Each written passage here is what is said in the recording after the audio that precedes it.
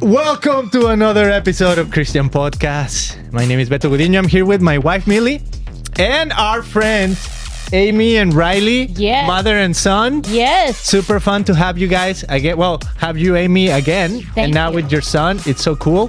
Thank you. We're going to talk about vision. Yes. We're going to talk about our experience with last year's vision event. Yes. And then we're going to invite people to have vision. Yes, this is my first time doing a podcast with Riley, and I'm so thankful to have met Mili and you, and I'm just so thankful for this experience. And I love your studio. This is amazing. Everyone should come to the studio. This is first class.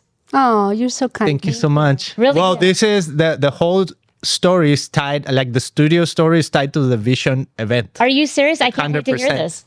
Yeah. Tell us. Yeah. Tell No, us. first I want to Riley, welcome. I don't know if you... Introduce yourself, Riley. Yes. Oh, thank you. Well, I'm Riley. I'm Amy's son. And I don't know what else there is to say. Well, tell us how you got connected to what you've been doing in the vision events and what you're going to do this year. I've been speaking. And this year, I think I'm just introducing you and doing the music, right? So instead of speaking. But usually I speak about how to live in the moment and why it's important to stay informed about our beliefs. That's right. And also tell us a little bit about your experience this year. I wanted you to share about part of your vision was to go off and kind of have your own moment in time and how you did that. Yeah, I think it's really important to stay connected to our spiritual practices. And I think a lot of people do that differently. But I felt very tired from school. And I was struggling to find a middle way to balance, having an appreciation for life and not being stressed out all the time. So at the end of my school year last year, I scheduled a 2-night meditation retreat, a silent retreat where I fasted and meditated for both the 2 days. And it just really helped me reconnect with my practice and what I feel like is important with life. So that's kind of what the vision event helped me to do. Okay. Sweet. Yeah. Okay, so the vision event was in December. Right. Last year, you came to one of my vision in events. December, so 2024. Yeah. And then the vision, we have these different tools to kind of just cast vision for the next year. Right. So I was really helpful. And I remember you bring in scripture where, people without vision perish. Right. So I always knew vision is scriptural. There's a vision is important. Yeah. Right. And then I had been, this year I've been in America 20 years. October 31st marks 20 exact years. Wow. In America. Congratulations. So I felt wow, this 20 years, that's a big year, right? As a kind of an anniversary. That was really important. So with the vision event, you know how you bring what's your word for the year? Yes.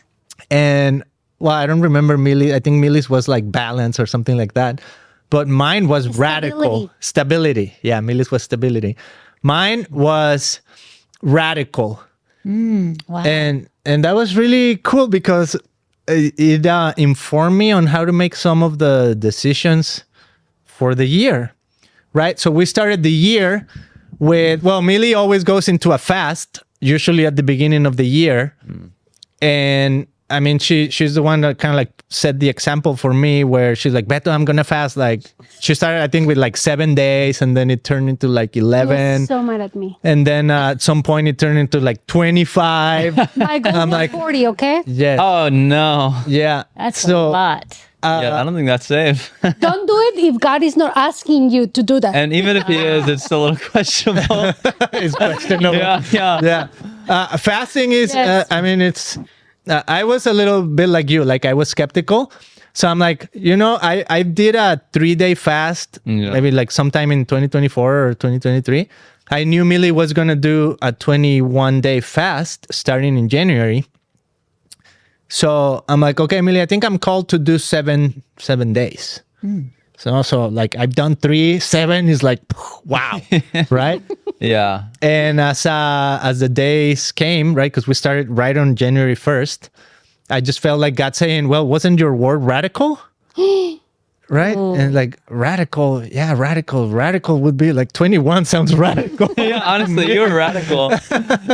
So, so I did 21 days. Wow. And Just it was water? something, just water. I mean, we made like a concoction of water. And One day you felt bad, right? the third day, You were dying. I fainted. And then I'm like, okay, this is a no-go. Like, I'm not going to do this. This is sick. But it's normal. No, I agree. For someone who never does that. Yeah, it's I think like, it's healthy to like build up Yes. to it a little Yes. bit, you know? like, I'm Detoxing plugging from all the the sugar time, just like that. Yeah, It's yeah, insane, just like right? So I that think is- my body was like, so on the third day I I did a fainted. bomb. So like And that will be enough and tomorrow you will continue. I was thinking, okay, I'm not going to do this. But then Mili gave me, so like on some days, let's say I cheated by drinking orange juice. So that was kind of like the cheat day. Okay. When I The felt like, sugar okay, that this you is need. too much. Right. The orange juice Yeah. was kind of like the helpful thing to do. But normally we would just drink water with cayenne pepper and lime. That was like the meal. Right. So if you were hungry, that's your meal. Yeah, yeah. So I'm like, Mili, I'm hungry. Here's your meal. But it was all because, okay, the vision is radical, right? So I'm going to live a radical year. So it started like that. Wow. And then Did you have a scripture to attach to your word? I don't remember necessarily like Just the word. The word yeah, was just the word radical. And but we were reading scripture a lot during the 21-day fast. And at the end, so this is, so in one of the days of the fast, I actually had a guy on the podcast out of nowhere. He just reached out and he's like, hey, I want to record a podcast. And he's in like Pennsylvania. So he booked the studio to be remotely recording. Okay, so anything you can do on your own Zoom account, like he could have done. But hire us. But he hired us, right? So I'm like, that's weird. Okay. Yeah. But then, Like you. Like I'm inviting you and you're paying like, huh? You're my guest. yeah.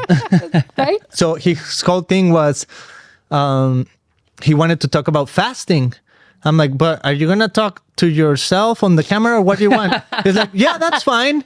Or you can be in it if you want. I'm like, well, I do this all the time, so if you want, I can ask you a few questions.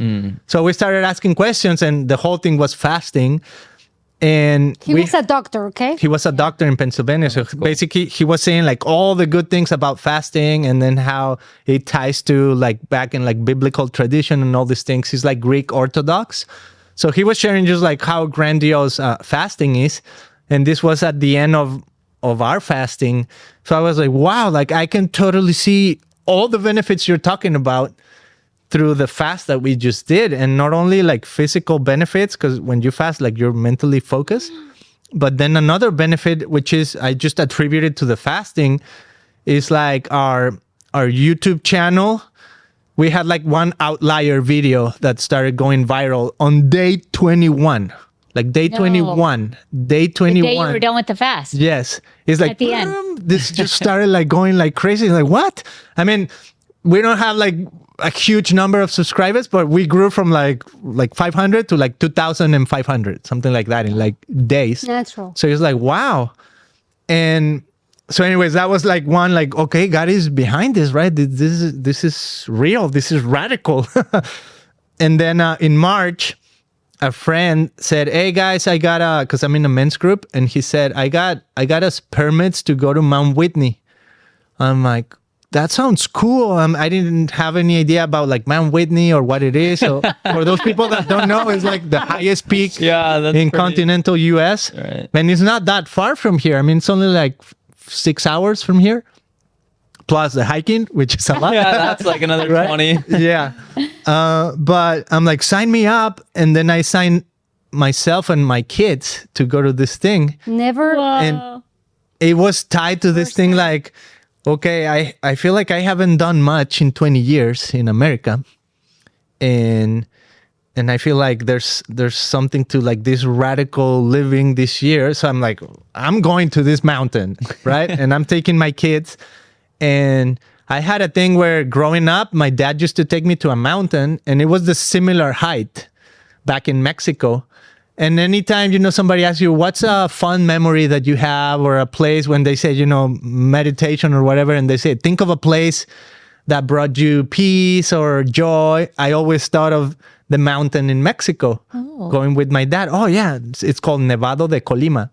So I'm like, Nevado-de Colima, that's also, it's I shouldn't say this, but it's also one of my answers, when they ask you for a password. And sometimes you're like that. Yeah. Oh my God! That's not my password. It's just one of the the answers. It's okay. Nobody remembers now. Yeah, and it usually has more than just one question. That's whatever. There's caps and lowercase to the answer. Yeah, nobody try and find that out. Whatever. So, anyways, I'm like, I gotta go to this mountain and got to start training because I haven't done any exercise in years. The last time I ran was like in 2013 or something. No, it was like 2015, something like that. I ran like the marathon, the half marathon in Huntington Beach. Oh, nice. I think it was like 2016. So it had been almost like 10 years without doing like proper anything, like running or anything. So I start training, quote unquote, right? So anyways, we go to a few mountains to train. So basically hike other mountains before you go to this big mountain, so you at least can have a feeling for what it is. Right. So every time we go to a mountain, I'm like, okay, water is essential. Food is essential. Having a backpack is essential. Traveling light is essential because the first time, I show up with like 2 big jugs of water. I'm like, okay, I have water, and then carrying that for like miles. But then it's not light. Okay, this is insane. Yeah. And then how they have hiking poles? Yes. So the first time I did it, I'm like, I don't need no hiking poles. That's for like, like woosies or whatever. Okay, so eventually I learned, poles. Everybody needs hiking poles. Everybody needs water on their backpack. Everybody needs a backpack. Everybody needs layers. So I went and spent like all kinds of money on like buying the stuff for the kids. Cause I'm like, you can die on a mountain, right? Without having all these supplies. Right. So anyways, we did all the training, but in the training, my knee started having like this massive pain on the side. It's like the IT band. Yeah. I didn't know all these things, but I found out now. So I just had pain on my knee from the first hike I did, I guess for not doing it for so long.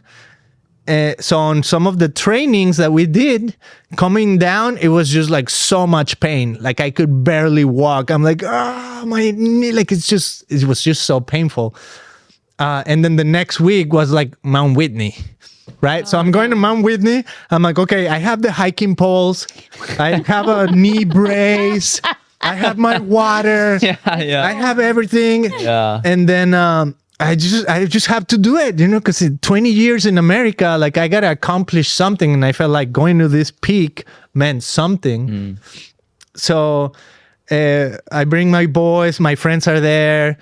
They're saying like, how we're going to do it and all of that. And because it's coming out of spring, you got to do a different type of mountain hiking, which is through the mountaineering route.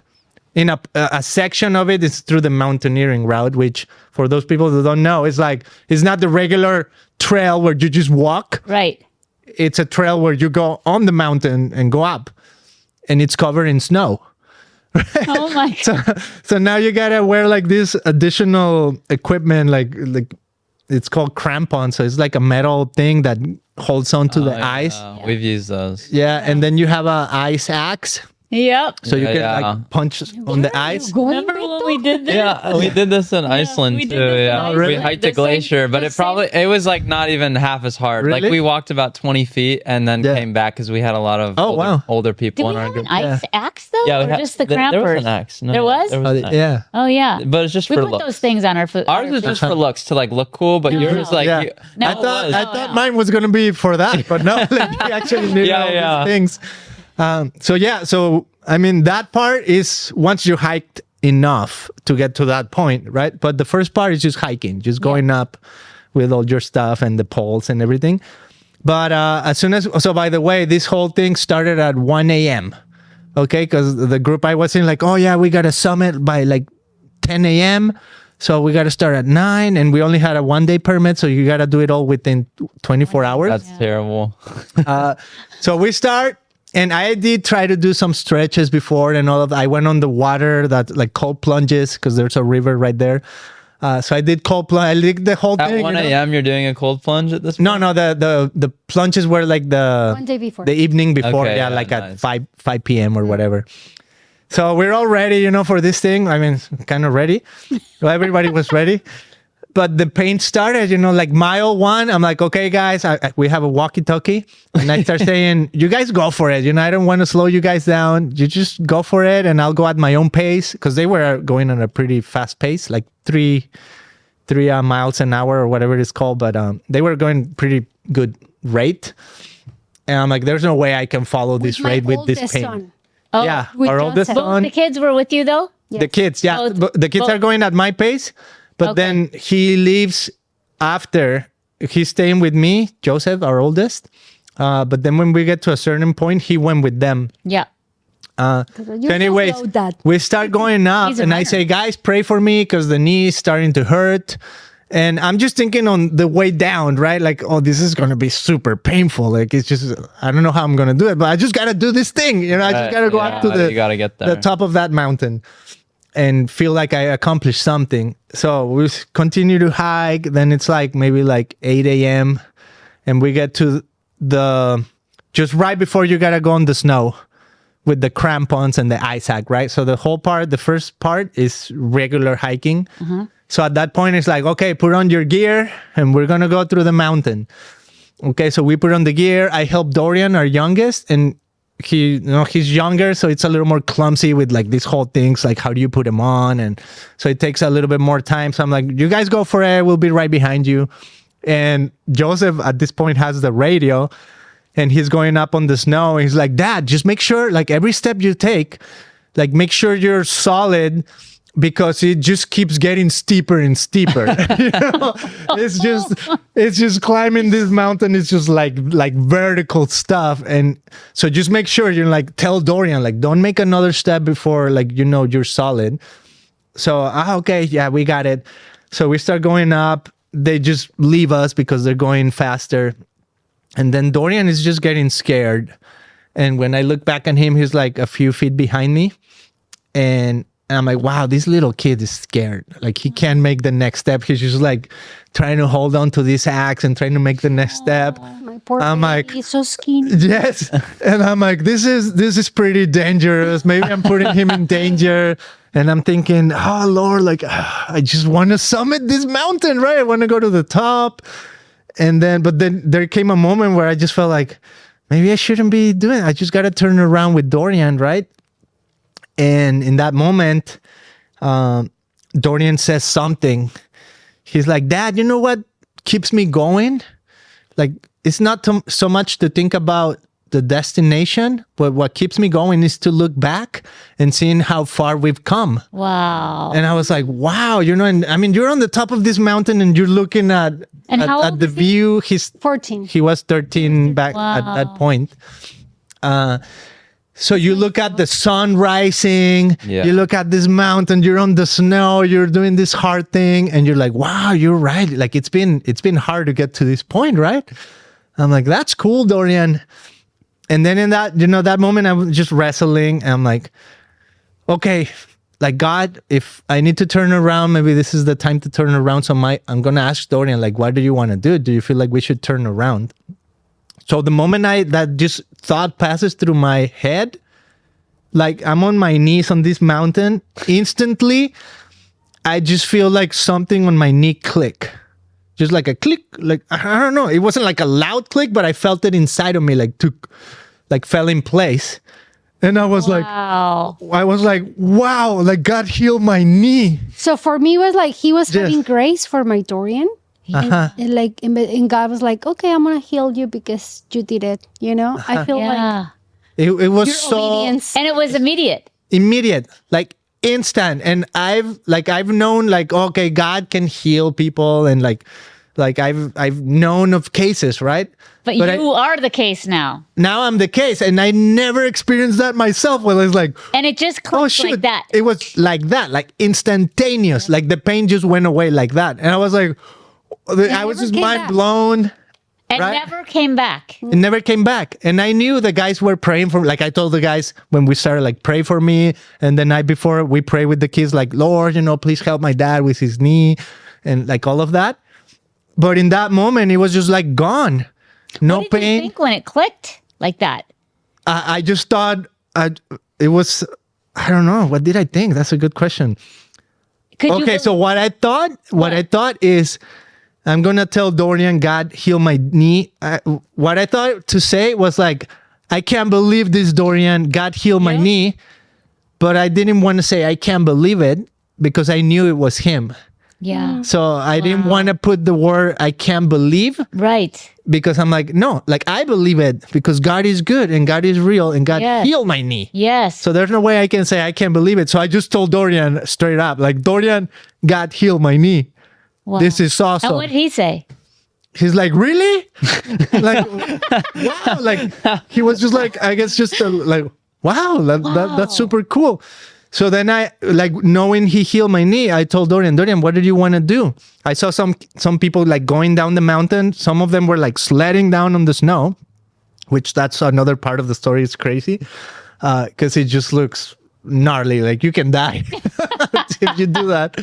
But wait, you just heard it click. Yes. You just felt it click. Like, yeah. Did you hear anything, or did you just feel it? So at that point, I'm just like, okay, God healed my knee. Like that was evident because the pain was gone. So I'm like, this is cool. Like it's awesome. Like God is real. But then I guess in hindsight, I know exactly what happened. But as I'm telling you, I'm not telling you what happened in hindsight. I'm just telling you how I experienced it, right? Yeah. So I said, Dorian, it's your choice. Do you want to go back, turn around, or should we try to go up on these rocks? Because I saw some other people coming down on the rocks instead of on the snow. So I'm like, okay, if they can come down on the rocks, we can clearly go up on the rocks. Yeah. Right? And then Dorian's like, yeah, I think we can do it on the rocks. So we veer into the rocks, we rest, because anything you do on the mountain, it takes so much energy, right? At this point, you're at high altitude, so everything is just like, every move you make, it just takes so much out of you. So we rested on this rock. We're looking at the view. It's just awesome times. It's just me and him. And we're eating. And at that point, I thought, okay, this is clearly like God just wants me to spend time with Dorian, right? So I'm just going to go at his pace and we'll be okay. So we eat. Then, okay, Dorian, we got to climb on this rock. So we climb. It's called like scrambling, right? So you just go on scrambling on the rocks. Now I know it's called like C4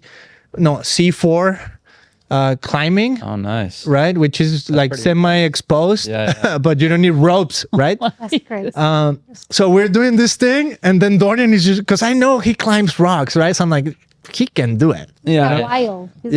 He's wild. So he's doing it, and I have like a little picture to remind me to show you at the end where you can see him like going on these things, on these rocks. So we get to the last rock right after, I don't know how long it took, like 40 minutes or something. And then there's nothing but snow to get to the top of this part. So I'm like, okay, Dorian, we got to put on the metal things again on our feet and do the axe. And it just looks really steep. And at this point, like when you look back, it looks like you can die if you don't do it right, because you're all the way up on this crest. So I'm like, Dorian, we're just going to look in front of you. Don't look to the right. Don't look to the left. Don't look down. Just look right in front of you and make one step. Make the other step. Bury your axe. And let's do that until we get to the top of this part. So I'm like screaming at him, and then I posted that on Facebook later on a Whitney group, and everybody's telling me all the things I did wrong. You're not supposed to scream. Yeah. You're not supposed to go on the rocks. You're not supposed to start with an injury. Like all these things, So I'm like, wow, now I know. But anyways. Yeah. So we're doing this thing. Dorian, right foot, left foot, axe, right foot, left foot, axe. And then we make it to the top. We're super tired. Dorian just feels like he did like the hardest thing he's ever done. He's just resting. And I'm just super proud, like, wow, Dorian, like this was just so fun. I mean, it's an adventure. It's been the best time of our lives. And then, so we rested for like another 30 minutes because we're super exhausted. And then we start walking to the summit. And then the guys are radioing us like, hey guys, we're going back from summit. We'll meet you like midway and we'll talk about, what to do, right? So we're walking and then Dorian is just walking like super slow because there's this thing called mountain sickness, where it just makes you really slow, right? It's just like your brain is not getting all the oxygen and all of that. So he was just walking like barely, right? I'm like, okay, Dorian, like as long as you keep walking, I don't mind if we keep just walking slowly, but we got to get there, right? So we keep walking. We're like 1.5 miles away from the summit, which doesn't sound like a lot, but it's a lot. Yeah, especially the elevation climb. Yeah, that elevation. Oh yeah. It's terrible. Yeah, it's a lot. But I don't have the pain of my knee anymore, right? So that's one of the reasons I could do the scrambling, because with the pain, there was no way I could have like gone on these rocks doing like bending my knee and all of that. And I told the guys on the radio, like, God heal my knee, like all these things, right? So anyways, we meet him. And then one of them is a firefighter. The other guy is like a pro snowboarder and photographer. And then they're like, Beto, I think we should turn around. You should turn around with us. Like, this is a huge accomplishment for you and Dorian already. And Joseph summited with them, our oldest. He went up with them.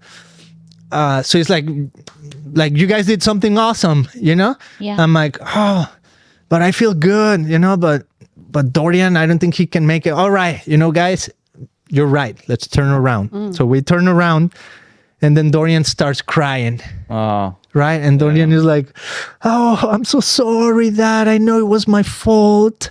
I slowed you down. It was because of me. I know how much you wanted to go to the top of that mountain. And I know how much it meant to you, like 20 years in America. And you wanted to do this. Oh, I'm so... And he's just hugging me. I'm hugging him. Yeah. I'm like, oh, Dorian, like, don't cry. I mean, I just told him, Dorian, this was the best day of my life. Having fun with you on that, like, snow shoot, we did the hardest thing we've ever done. Like, I've never done something that hard in my life. I mean, I've done hard things, but I feel like that tops it, and doing it with you is like, it was the best time of my life. Wow. And in that moment, it was like the revelation. I just felt like it was a revelation from God. Like, it's not about the destination. Right, 100%. It's about looking back and seeing how far you've come. Yes. Yeah. So then Dorian's words just became like, I just took him, wow, God spoke to me on the mountain. Yeah. And he means that I need to look back and see in these 20 years what he's done in our lives. Wow. What a great story. What? Yes.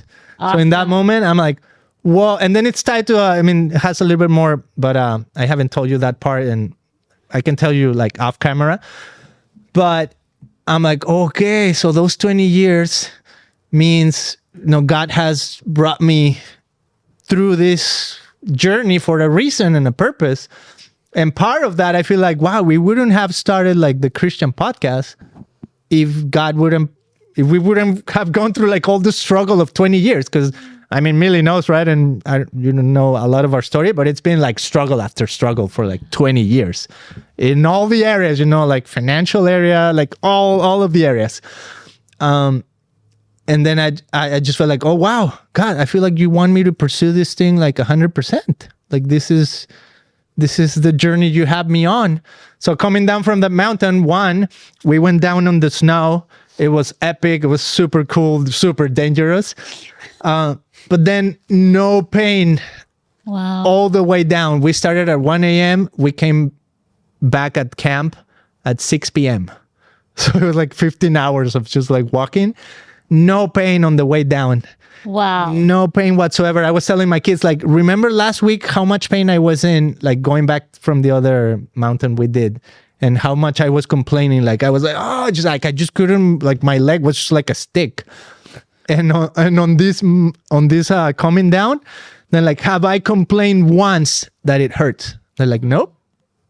I'm like, it's God healed me. It's so cool. I'm tired, like it didn't take away like everybody else. Right? Yeah. But I was just going down with them, chin, chin, chin, step by step.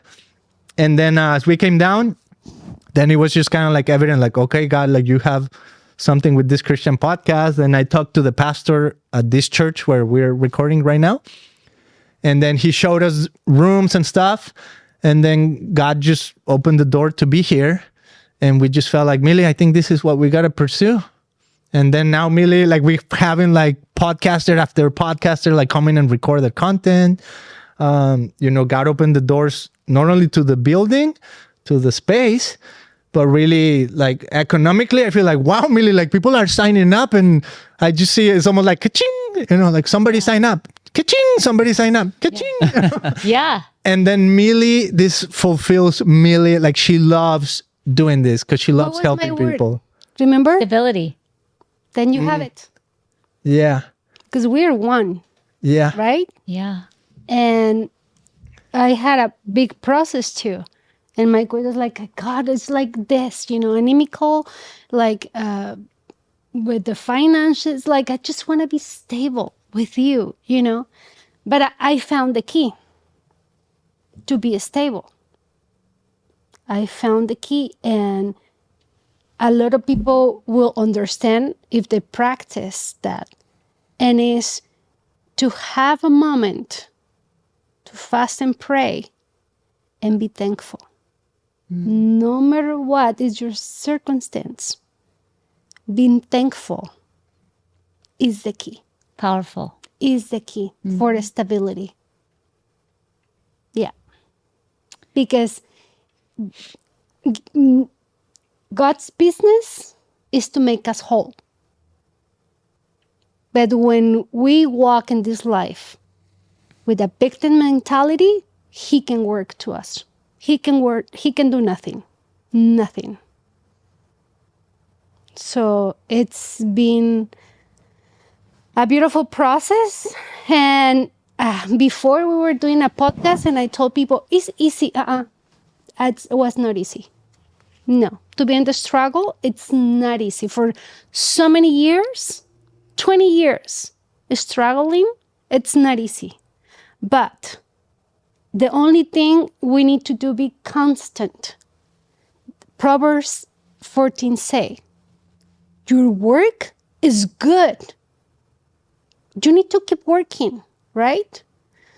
But if you say and don't do it, you're going to be poor your whole life. Right. It's like, wow, what we have right now, for me, this is huge. But we work so hard. Well, it's not free. We don't pay rent, right? Yes. But we work for His kingdom. We love people. We serve people.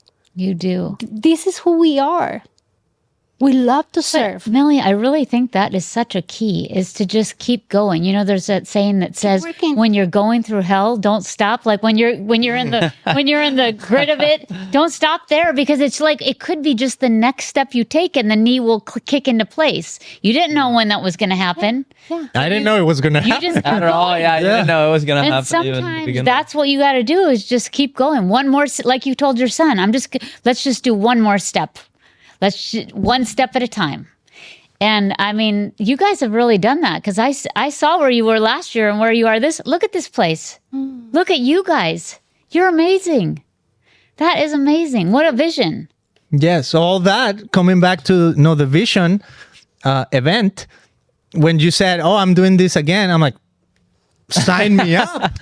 Like 100%. I feel like out of the vision event came the word radical. And I'm like, I got to do, to me, like going to the mountain was like, okay, if in 20 years I haven't been able to go back to Mexico to like my happy place, well, I'm going to try what's been offered to me, this mountain here in America. And I'm going to be radical and attempt to go to the top. And I didn't, but I feel like in a sense, like, I mean, that wasn't the point, right? What do you guys think, since you went to it last year, how did you go into the event? And then after the event, what was it about that helped you? Like immediately?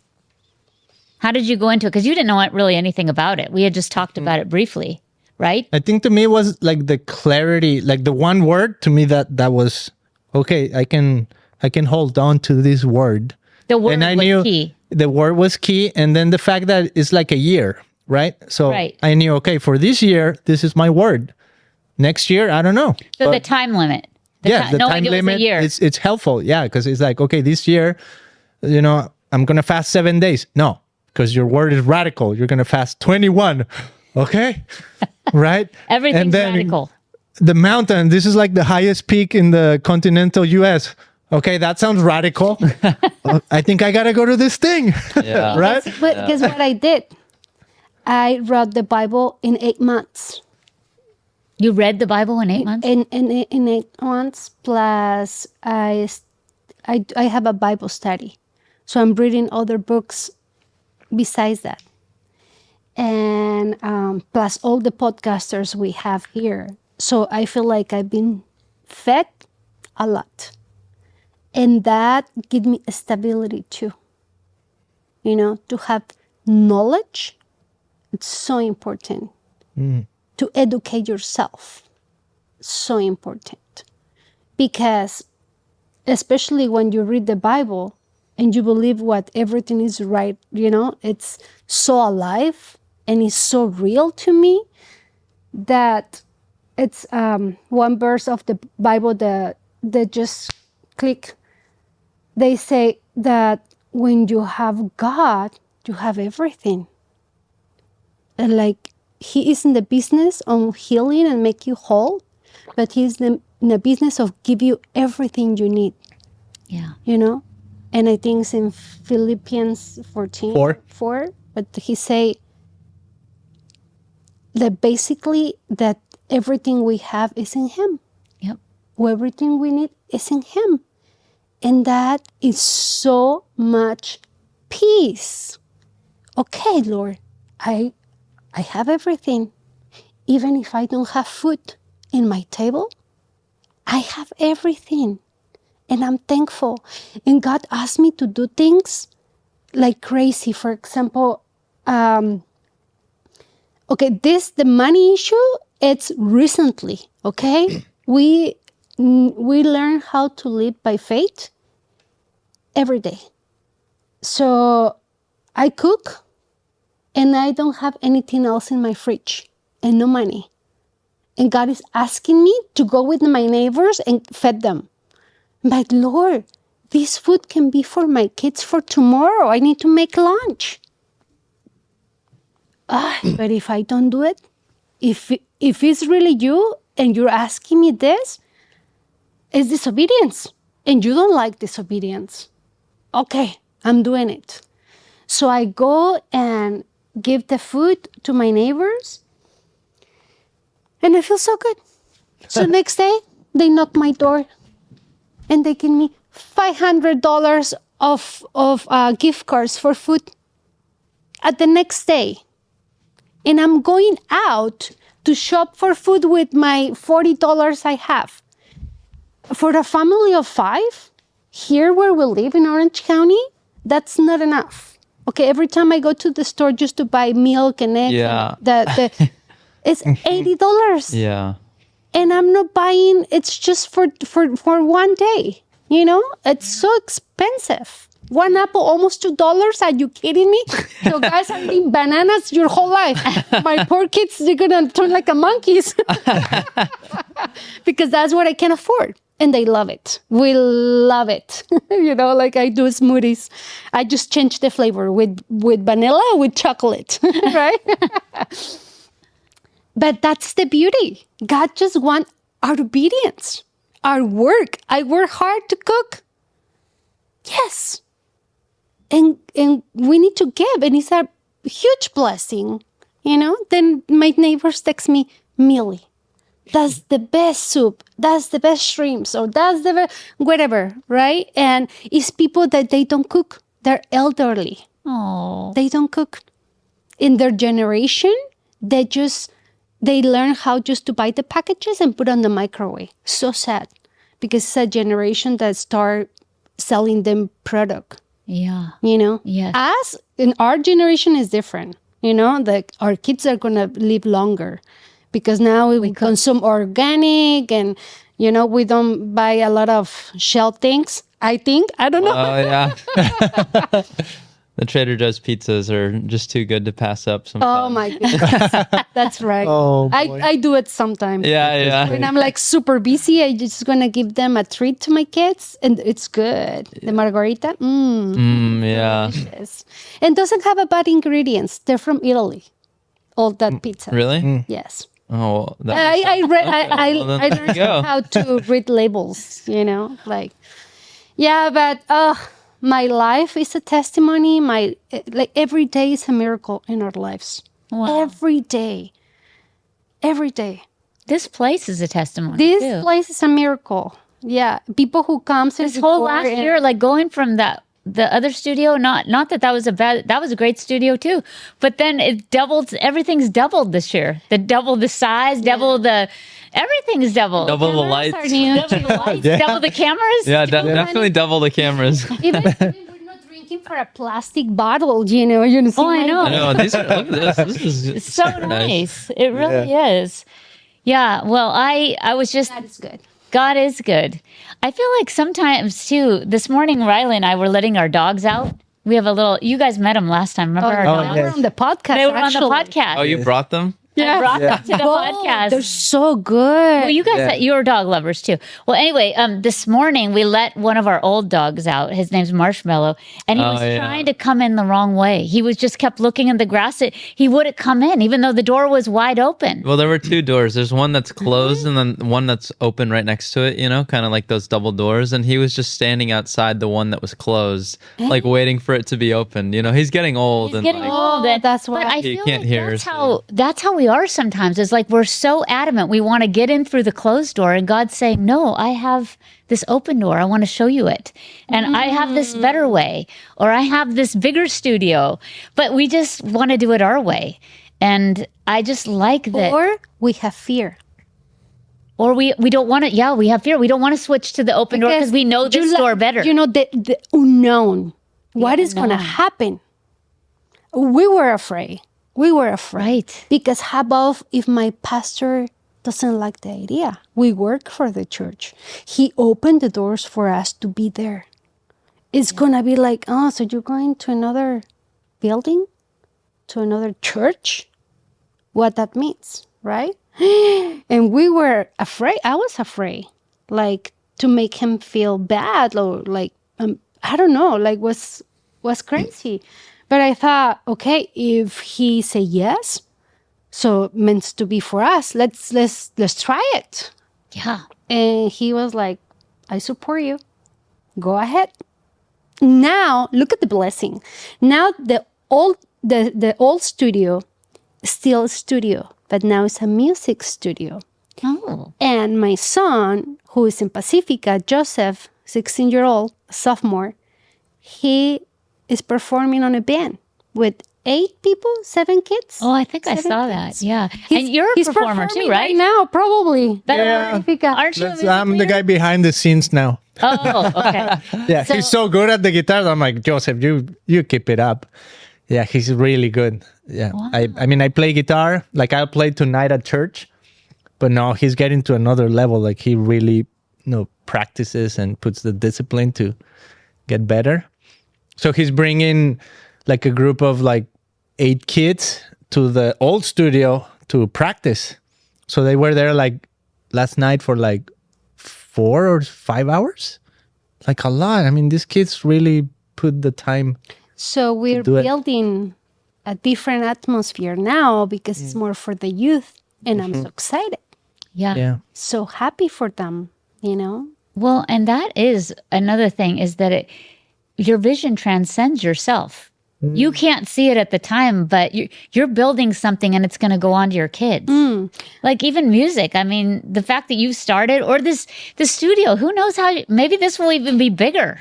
This is just the beginning. This is just the beginning. You know what's the hard part? When God removes people from your life to continue. And I was like, no, I love this person. That's not for you. And he removed, it's so painful because when you pass to another levels, he is going to put people in your life to help you to do that. But I'm so thankful that the Bible, it's so available for me because the knowledge, just to read people, to understand where they at, it's like, now what I'm going to do with this? Yeah. Because I can see where they at. I know their struggles without them telling me. So this, I know it's coming. Before I will say, oh, I have common sense. A lot of people don't have common sense nowadays. And now it's not me. It's the Holy Spirit who's showing me things to pray for them, to help them, or kick them out of my life. Because sometimes that people can be like, ¿cómo se dice? Blocking me. Blocking me to do his job for his kingdom. So I need to remove that. And actually, I was telling people what they saying, when Paul was writing his letters to Corinthians, right? To the church of Corinthians. And they was like, guys, how do you want me to show with you? With a stick or with love? Please, how do you allow to a younger man sleeping with the mother-in-law, and the rest, they're sleeping with prostitutes? You guys need to kick them out of the church because they're like just, what happened when you add just to the flour? Flour. That's how we made delicious sourdough. And I was eating so much, I gained so much weight because of that. Yes. See? Yeast is simple. You look great. And we don't do that. We're afraid to do that. And we said, I love him so much. Oh, it's because we love them. And I thought, give me love, God, to tell them what is going on. And say, excuse me, but we can work together. It's a tough one. And I need to face that and fix that. Because what God wants for us, I have the key already. It's in me. It's to open the heavens. And when that happens, it's not just to bless me. It's for blessing others. It's not for me. And it's so powerful. And I can't wait to be at your event because I know I'm going to find out what he has for me. When you're available, when you are, it's a word that we don't like that. We're slaves for him. Oh, Riley and I were just talking about slavery. It's crazy. We don't like the word. We're all a slave. We're all slave to someone or something. One friend told me, oh, I'm a slave of this guy because I own him so much. It's oh, so scary. I don't want to be a slave to no one. To no one. Not to money, not to people, not to the devil, not to power, not to money. Oh, but you, Lord, I'm your slave and take me. Because that gives me so much life and purpose. And everybody who comes and does podcasts in this place, basically is the message. I tried everything. I did everything. Women's, men's, I've been successful. I have all this money. I have all these women. I have everything I want. I have my own jet. I have my own plane. A lot of women, a lot of everything. And I was not happy. So many people I met. Wow. The only thing that fulfills us is God. It's his love. So I'm in. Yes. Yeah. So tell us about. Yeah. She's always so passionate about everything. Yeah, but 100%. I love how you love Jesus. You just radiate Jesus. You always and I feel like I just met him. It's your it's your gift. It really is your gift. But you know, as my dad says, he says that anyone who can do this kind of thing, you have the gift of gab. Gap? What is that? Gab, like talking. A lot of people can't talk, talk openly once the camera's on them. But you do it. Guess what? What? The Lord told me, you're a preacher. I don't know. I'm in. I'm telling you. I'm here for you. I'm your servant. Next day, somebody reached out to me. Can you talk? We're going to have an event, and it's going to be 100, like a woman's. So I show up, and the event was full. It was like around 100 women's in the event. And I was preaching. And this was so fast. You're preaching today. You don't need an event. I you got it. right? Yeah. I preach. Yeah. But in just front put the of microphone people, in front of her. I was telling your son. Yeah. I was telling Riley, that's so hard. It's my first time, and so much to learn, because to talk in front of the camera, so with you, that's the easy job. It's that's natural. I love it. I'm not afraid. I'm not scared. Nothing. But having them in front of me, it's different. It's different. Yeah. Because I was telling him, I feel like I'm super empathetic. So I can read you, and I can see, I can read your soul, your faces, your everything. So I know if you're nervous, if you're skeptical, or you're just bored. So I'm looking to all these faces, and I'm reading them. And so it's a distraction for me. Yeah. Because wow. I just love people. Imagine that's a group of 100 people. So okay, this person looks confused. So, this person is so happy. Oh, this one is crying. What you do with all that emotions?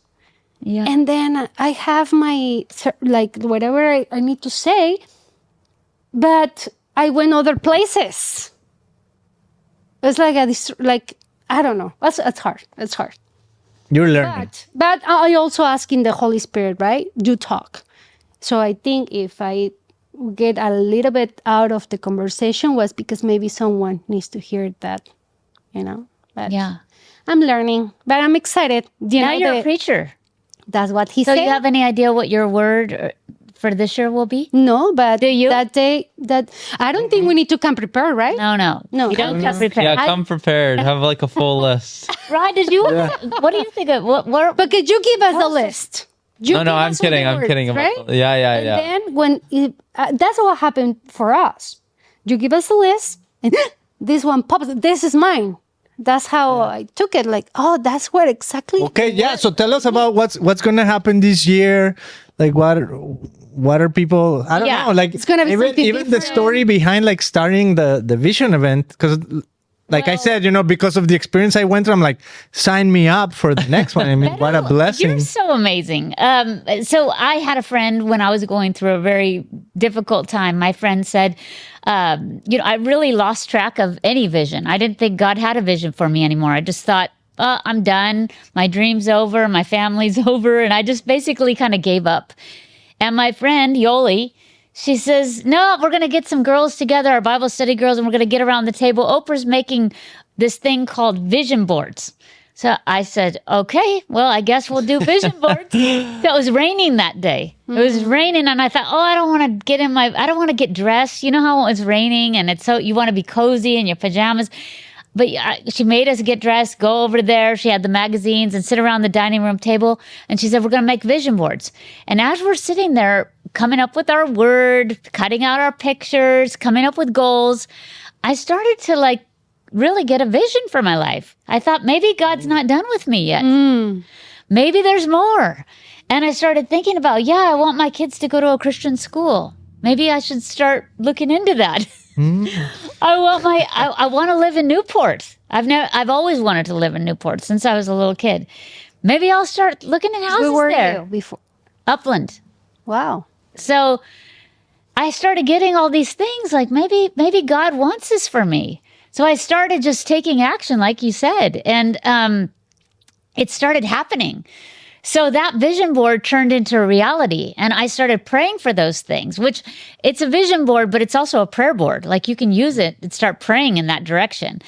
And so now I do that. I've done it for 7 years. And that's what I do is I basically do the same thing Yoli did for me. And it says where there's no vision, people perish. I think it's really hope. Like we're looking for something hopeful that we can look forward to this year. So that's what I try to do in my vision events is I try to find the hope. Like what's your hope? What's your meaning this year? What do you want to do? What does God have for you? What does success look like for you God's way?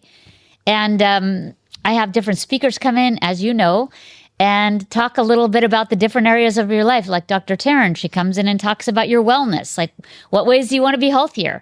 I have Pastor Samuel from Awaken Church come in and talk about how do you want your spiritual life to be? You want to read the Bible in a year. You want to get closer to God. You want to pray every day. You want to develop a morning ritual where, you're seeking God first. So different speakers come in and they prompt different visions in you, right? They start prompting you to get goals on those things. And so that's what I do. And the first one's already sold out. December is sold out. We're done. Wow. And on to January. January 10th is my next one.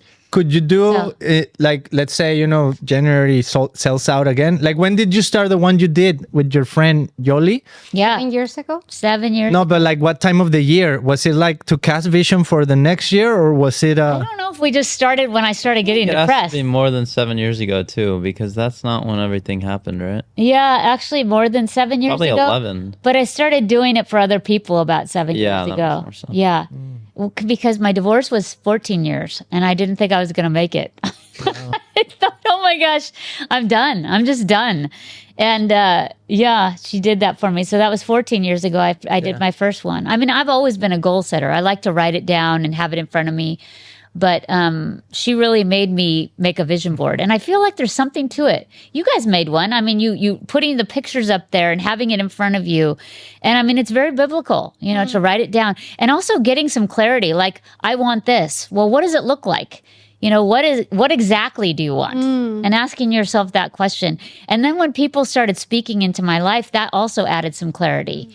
When you have a group, you're doing it like even climbing a mountain and people are kind of telling you, oh, this is the way you should do it. This is the way you shouldn't do it. Or opening a studio like this. You're getting around people who know how to do it and know what to do and what not to do. And as I've been around people with vision, they've told me, okay, here's what God wants you to do. Here's what he doesn't want you to do. And I feel like the people around you almost speak the vision into you, So, wow. Yeah, that's what I've learned. Well, I don't know, Rai, do you have anything to add to this? Because you've been around the whole time. Yeah, I mean, I usually don't actually make a vision board. I'm kind of there to like do something techie or whatever, or like sign people in. But I think the people who do really appreciate it. And I think I've made one or two in the past. And it is just a good reminder to have your goals written out. And obviously, I don't think there's anything supernatural about it, but in my mind it is nice to have, if you have a goal and it's vague, you can always like move the goalpost, but once it's written down, it's very set in stone and it's something you kind of have to do. So that's what I like about it. And it's nice to add visuals and like talk with people and get together and say, oh, this is my goal, and then those people hold you accountable. Right. Know? Like when I did like that media fast. I did like a dopamine fast I applied that. Yeah. Yes. Oh, cool. Yeah, from that last year. But I just did this like 2 months ago, And I stopped listening to music. I stopped eating sugar. I stopped pretty much doing anything that just I felt like was bringing me an unnatural sense of pleasure. For like 30 days, and honestly, my mentality was so clear.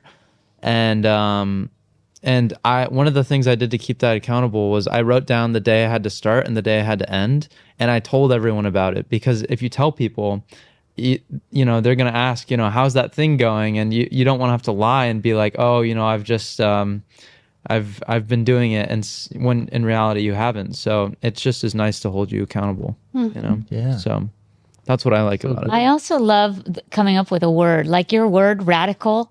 It keeps you accountable. Your word almost keeps you accountable. Like mine was joyful this year.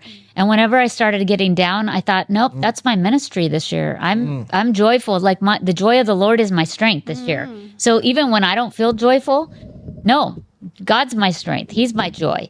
And I'm going to be joyful no matter what. And so I like that you picked that word. I like that you picked, and it's fun to see how God works through your word. He gives you stories based on that word, and you can share them. They become part of your testimony. So powerful. Wow.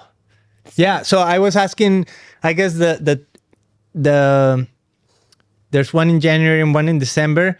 It's kind of helpful when you start the year, right? Because you kind of like cast vision for the year.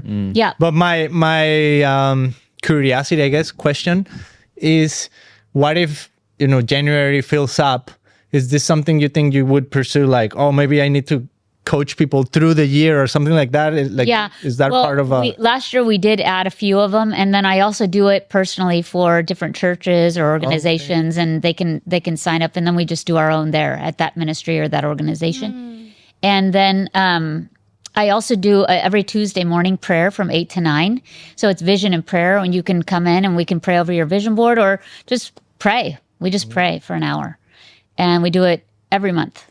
So Beautiful. Yeah. Cool. So it kind of continues through the year. It continues through the year. And I test people, like, what was your word? Because some people, it gets, my assistant at the office, her vision board fell behind the shelf and she forgot her word. No. Oh, no. We can't forget our word. Gosh. So How you can do that? no, they did forget their word. Who was it? Was it Betty? Yeah. Don't call her out on it. She might be mad. Maybe she's listening right now. Yeah, she's listening in here. But I feel like it's good to remind yourself about that. Like, put it someplace where you can see it and you don't forget.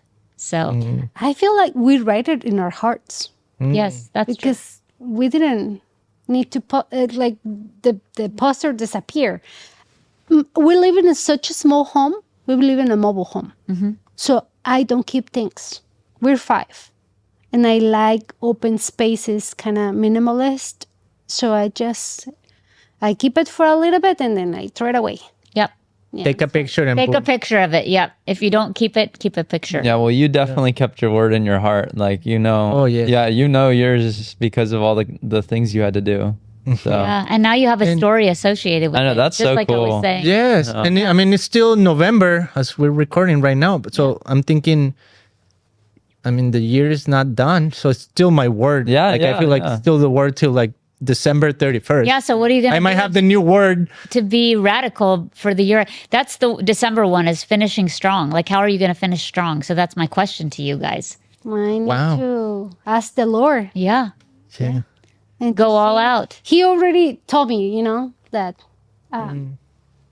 that this is just the beginning. He told me, I'm building your platform. And he told me I don't need anything because I have it all. So I'm open, for whatever he has for me. And I'm so excited to just probably read the list and see because I know pretty quickly.